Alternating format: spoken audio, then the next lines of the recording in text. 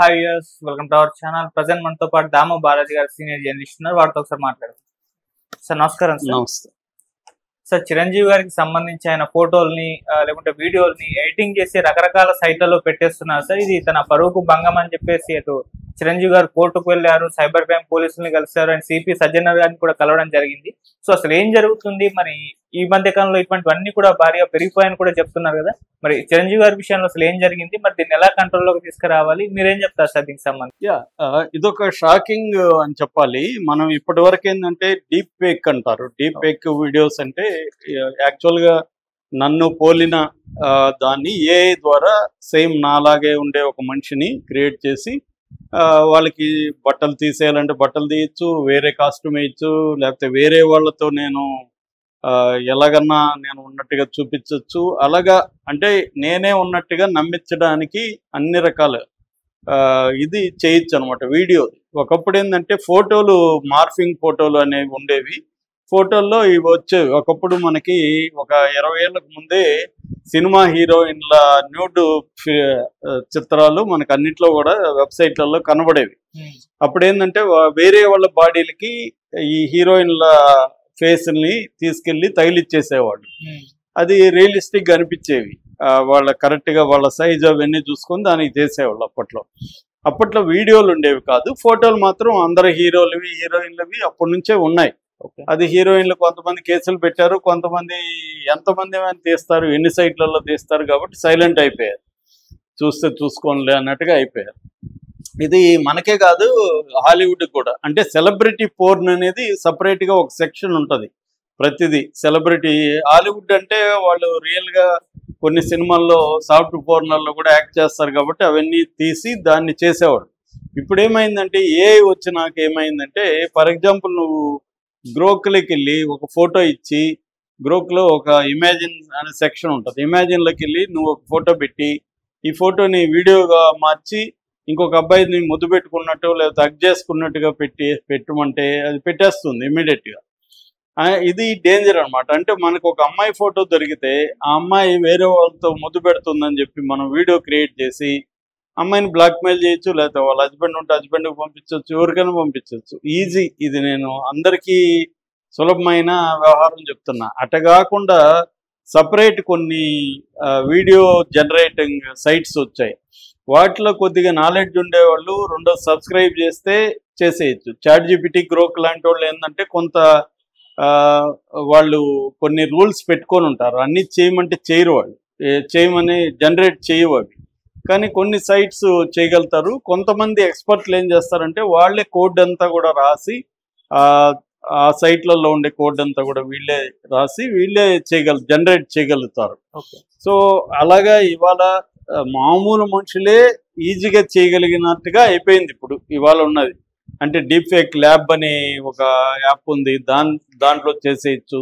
చాలా ఇది ఉంది. ఇద్దరు ఫోటోలు పెట్టి వీళ్ళిద్దరు ముద్దు పెట్టుకున్నట్టుగా మనం కొడితే చిన్న చిన్న యాప్స్ వచ్చేసాయి. దాంట్లో మనం ఇద్దరు ఫోటోలు పక్కన పెట్టి వీళ్ళిద్దరు ముద్దు పెట్టుకున్నట్టు హగ్ చేసుకున్నట్టుగా వీడియో క్రియేట్ చేయమంటే చేసేస్తుంది. Anybody can do it. ఇవి కాకుండా యాజ్ ఇట్ ఈజ్ గా ఒక మనిషిలాగా న్యూట్గా ఉన్నట్టు ఆ మనిషి వేరే వాళ్ళతో సెక్స్ చేస్తున్నట్టుగా కూడా పోర్న్ వీడియో కూడా క్రియేట్ చేయొచ్చు. ఇప్పుడు ఆ టెక్నాలజీ వచ్చేసింది. అలాగా చిరంజీవిది చేశారని చెప్పి అది ఏ వెబ్సైట్లు అనేది నేనైతే వెబ్సైట్లు చూడలేదు. ఆయన కూడా మరి వాళ్ళ కంప్లైంట్లో ఇచ్చుండొచ్చు పలానా వెబ్సైట్లని, కానీ అది లీక్ కాలేదు బయటికి. ఎందుకంటే బయటికి లీక్ అయితే ఇంకా ఎక్కువ మంది చూస్తారు కదా ఆ సైట్లకు వెళ్ళి, అందుకని లీక్ కాలేదు. సో చిరంజీవిని ఒక 3 వీడియోలు ఉన్నట్టుగా ఇప్పుడు కంప్లైంట్ ఇచ్చినట్టుగా చెప్తున్నారు. మొత్తం 5 కంప్లైంట్లు చిరంజీవి ఇచ్చినట్టుగా చెప్తున్నారు. మినిమం 3 వీడియోలు ఉన్నాయి, ఇంకా ఎక్కువ ఉన్నాయని. మీనాక్షి అనే ఒక ఆమెతో ఉన్నట్టుగా ఒక వెబ్సైట్ రాసింది. ఇవన్నీ ఎంత నిజాలు తెలియదు, ఎందుకంటే చిరంజీవి ఇచ్చిన కంప్లైంట్ బయటికి రాలేదు, కాపీ రాలేదు. ఎఫ్ఐఆర్ అయితే చేశారు. మొన్న ఆయన పర్సనల్గా వెళ్ళి సజ్జనార్ను కూడా కలిశాడు. సైబర్ సెల్లో కంప్లైంట్ ఇవ్వమని సజ్జనార్ చెప్తే మొత్తంగా 5 రకాల కంప్లైంట్లు ఇచ్చినట్టుగా తెలుస్తుంది. దీనికి సంబంధించి ఎఫ్ఐఆర్ చేశారు. అంటే BNS భారతీయ న్యాయ సంహిత, తర్వాత IT యాక్టు, తర్వాత indecent representation of women's act 1986, ఈ 3 చట్టాల కింద ఎఫ్ఐఆర్ చేసి విచారణ మొదలు పెట్టినట్టు తెలుస్తుంది. అంటే ఆ సైట్లలో ఎవరు పెట్టారు ఏంటి అనేది విచారణ సైబర్ సెల్ వాళ్ళు స్టార్ట్ చేశారు. మామూలుగా మనకి ఇండియాలో ఇంకా ఈ డీప్ ఫేక్లను అరికట్టడానికి సపరేట్ చట్టాలు రాలేదన్నమాట. అంటే కానీ కొంత అమెరికాలో ఆల్రెడీ డీప్ ఫేక్ యాక్ట్ అని అమెరికాలో తీసుకొచ్చారు. యూరోపియన్ యూనియన్లో కూడా ఏ యాక్ట్ అని ఒకటి తీసుకొచ్చారు. చైనాలో కూడా ఒక యాక్ట్ తీసుకొచ్చారు. ఈ దేశాల్లో ఏంటంటే మామూలుగా ఇప్పుడు for example deep fake lab అని ఉంది, లేదా ఇందాక చెప్పిన గ్రోక్ ఉంది. వీళ్ళని రేపొద్దున దీంట్లో నేను గ్రోక్లో జనరేట్ చేసింది ఎక్కడో పెట్టాను అనుకో, ఆ పెట్టిన దాంట్లో మెటా డేటాలో గ్రోక్ ఉండాలి. అంటే మనకి సైబర్ వాళ్ళు రేపు చూస్తే మెటా డేటా రావాలి. ఆ మెటా డేటాలో గ్రోక్లో చేసినట్టు ఫలాని ఐపీ అడ్రస్ చేసినట్టు కూడా డీటెయిల్స్ రావాలి అనేది చట్టాలు తయారు చేశారు. మనోళ్ళు ఇంకా అటువంటి చట్టాలు తయారు చేయలేరు. కొత్త చట్టాలు తయారు చేయాలి. మనోళ్ళు ఏంటంటే ఐటీ యాక్ట్ని కొంత సవరిస్తూ ఉన్నారు. సవరించి మనోళ్ళు కూడా ఇప్పుడు అడిగితే వాళ్ళు ఇవ్వాలనేది చెప్తున్నారు. కానీ ఇప్పుడు నేను ఎక్కడో ఒక సాఫ్ట్వేర్లో నేను చేశాను, బయట పెట్టాను. దీన్ని ఎలా కనుక్కుంటారు? ఒకటి. రెండు, నేనే రష్యాలోనో ఆఫ్ఘనిస్తాన్లోనో ఎక్కడో కూర్చొని చేశాను, వాళ్ళని ఎలా పట్టుకుంటారు? ఇటువంటి ప్రాబ్లమ్స్ ఉన్నాయన్నమాట. ఇది సెలబ్రిటీల ప్రాబ్లం. మామూలుగా నిన్ను నన్ను ఎవడు చేయడు, ఎందుకంటే మనం చేయడం వల్ల వాళ్ళకి ఉపయోగం లేదు. సెలబ్రిటీలు చేయడం వల్ల వాళ్ళకి ఏంటంటే ఇటువంటి ఇప్పుడు చిరంజీవి పోర్న్ వీడియో అనగానే అందరూ చూస్తారు కాబట్టి వ్యూస్ ఎక్కువ వస్తాయి, డబ్బులు ఎక్కువ వస్తాయి. ఈ మధ్య ఏమైందంటే ఈ పోర్న్ వెబ్సైట్లను కూడా కొన్ని వందల వేల వెబ్సైట్లని ఇండియన్ గవర్నమెంట్స్ కోర్ట్స్ బ్యాన్ చేసాయి. కానీ సింపుల్గా వాళ్ళు యూఆర్ఎల్ మార్చేసుకొని మళ్ళీ వస్తారనమాట. లేదు విపిఎన్ అంటారు, వర్చువల్ ప్రైవేట్ నెట్వర్క్.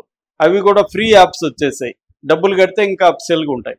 ఇప్పుడు విపిఎన్ కానీ మనం ఆన్ చేసామనుకో, ఏ సింగపూర్లోనో రష్యాలోనో ఉన్నట్టుగా ఐపీ అడ్రస్ అక్కడికి వెళ్ళిపోతుంది.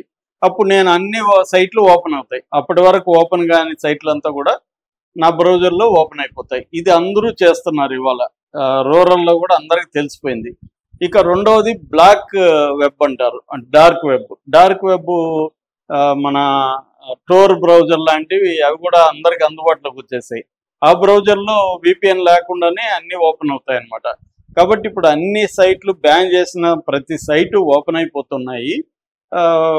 వేల పోర్న్ సైట్లు వచ్చేసాయి. రెండోది ఏం చేశారంటే ఈ మధ్య యూట్యూబ్ మోడల్లోనే ఈ పోర్న్ సైట్లలో కూడా పర్సనల్ ఛానల్ పెట్టే ఒక ప్రొవిజన్ పెట్టారు. అంటే ఇప్పుడు నేను ఏదో ఒక పోర్న్ సైట్లోకి వెళ్ళి నా పర్సనల్ ఛానల్ పెట్టుకొని నేను నా వీడియోలన్నీ దాంట్లో పెడతా ఉన్నాను అనుకో, దాంట్లో ఎక్కువ జనాలు చూసి యాడ్స్ వస్తే ఆ యాడ్ రెవెన్యూని ఆ సైట్ వాడు మనకి షేర్ చేస్తాడు.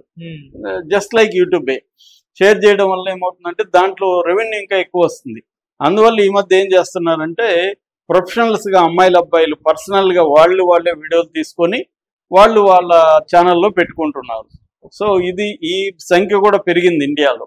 రెండోది చాలామంది యాప్స్ క్రియేట్ చేసుకొని వాళ్ళే ప్రొఫెషనల్గా ఒక చిన్న స్టోరీ లాగా ప్లాన్ చేసుకొని వాళ్ళు మొత్తం వీడియోలు డీటెయిల్గా వెబ్ సిరీస్ కూడా పోర్న్ వెబ్ సిరీస్ కూడా వచ్చేసాయి అనమాట. సో ఇవి ఒక పక్క జరుగుతున్నాయి. రెండోది ఏంటంటే సెలబ్రిటీలు ఆల్రెడీ మనం చూసాము.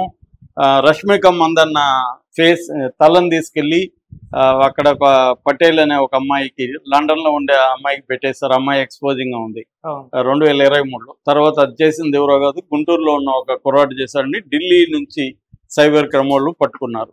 అలాగే అలియా భట్ చేశారు. తర్వాత సచిన్ టెండూల్కర్ది 2024లో చేశారు.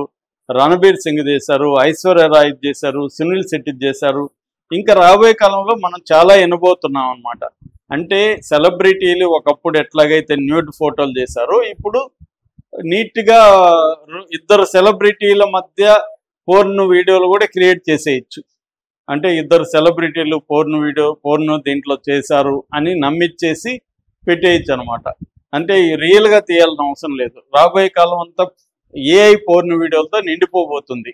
సో ఏది ఏఐ ఏది రియల్ అనేది ఎక్స్పర్ట్లకు తప్ప ఎవరికి అర్థం కాని పరిస్థితి వచ్చేస్తుంది. ఆ మధ్య కూడా మనకి సోషల్ మీడియాలో అమ్మాయిల స్టాండప్ కామెడీ పేరుతో బూతు జోకులు వేయడం అవన్నీ అందరూ కూడా బిగినింగ్లో నమ్మారు రియల్ అమ్మాయిలని.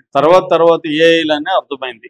అంటే జాగ్రత్తగా గమనించి కొంత ఎక్స్పర్టైజ్ నాలెడ్జ్ ఉండే వాళ్ళకి అది అర్థమవుతుంది. మిగతా వాళ్ళకి మామూలు వాళ్ళకి అది రియలే అనుకుంటారు.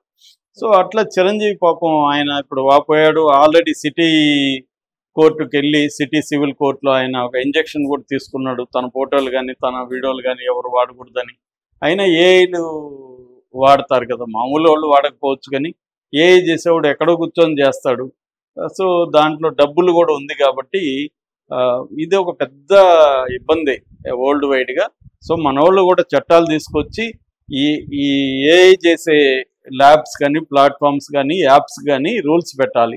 అంటే ఎక్కడ ఎవడు చేసినా వాడి డీటెయిల్స్ వాడి ఫేస్ కూడా దాంట్లో కనబడేట్టుగా మెటా డేటాలు వచ్చేట్టుగా పెట్టాలి. ఇప్పుడు ఏఐలో నేను వెళ్ళేదన్నా చేస్తే నా ఫేస్ దాంట్లో రికార్డ్ అయిపోవాలి నాకు తెలియకుండా. అప్పుడు గవర్నమెంట్ ఏజెన్సీలు అడిగినప్పుడు లేదా గవర్నమెంట్ ఏజెన్సీలు కూడా ఈ డీప్ పీక్ని ఫైండ్ అవుట్ చేసే సాఫ్ట్వేర్లు నిర్మించాలి, డెవలప్ చేయాలి. చేసి ఇప్పుడు నేను వీడియో పెట్టేస్తే ఈ యాంటీ డీప్ పేక్ సాఫ్ట్వేర్లు ఉంటే ఎవడు చేశాడు ఏంటనేది మొత్తం వచ్చేస్తుంది డేటా. అప్పుడు పట్టుకోవడం ఈజీ. అప్పుడు అలా చేయాలి. అదంతా కూడా టైము, డబ్బులు, ఎనర్జీ అంతా పెట్టి చేయాలి. ఇప్పుడున్న చట్టాలకే దిక్కులేదు, ఇప్పుడున్న వాటికే ఫండ్స్ లేవు.